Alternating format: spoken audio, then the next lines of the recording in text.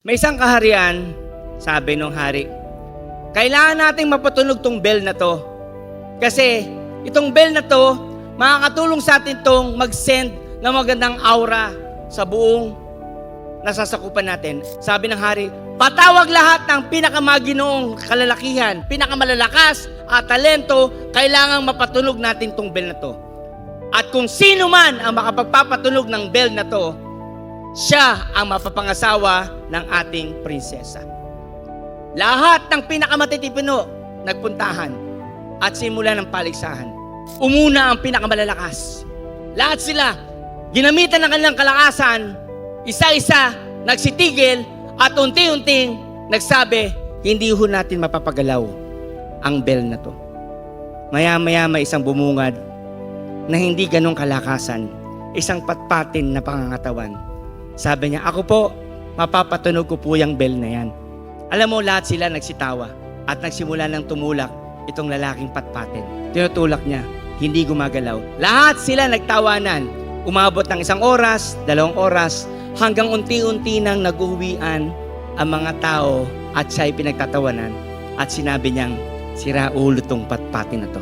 Sa madilim na gabi, habang sila'y natutulog, biglang kumalembang ang pinakamalakas na batingaw ng bell. Nagulat ang lahat at ang nakita nilang nagpatunog ng bell ay yung lalaking patpatin. Alam niyo paano niya nagawa? Alam mo ang ginawa ng patpatin? Tinulak niya lang unti-unti. Hindi niya nakuha ng 1, 2, 3, pero hindi niya nalubayan hanggang biglang umuga ng kaunti ang bell. At tinuloy-tuloy niya ang tulak hanggang nagkaroon ng momentum at biglang tumunog ng malakas ang kampana. Anong punto ko? Maaring ikaw ngayon, ang tingin mo sa sarili mo, wala kang kakayahang maging Manny Pascual. Tingin mo ay hindi, build up na sa Sir Manning magaling. Si Ma'am Chini talaga. Maaring ngayon nakikita mo sarili mo na parang nasa turmoil ka pa. Maaring nakikita mo sarili mo ngayon na parang walang nangyayari sa'yo. Definitely, iyan ang nasa isip mo ngayon. Kaya yan na award kasi magagaling silang dihamak. Pero mind you guys, walang magaling sa larangan ng pagyaman.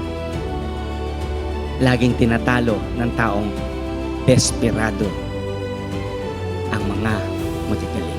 Tandaan mo, wala namang naging successful overnight. Walang nangyaring successful in 1 year. Pero pag araw-araw mong ginagawa, magugulat ka one day. Yung kala mong hindi mo kaya, magugulat ka, nagsasalita ka na rito, at sabi mo, isa na ako sa mga nagkaresulta.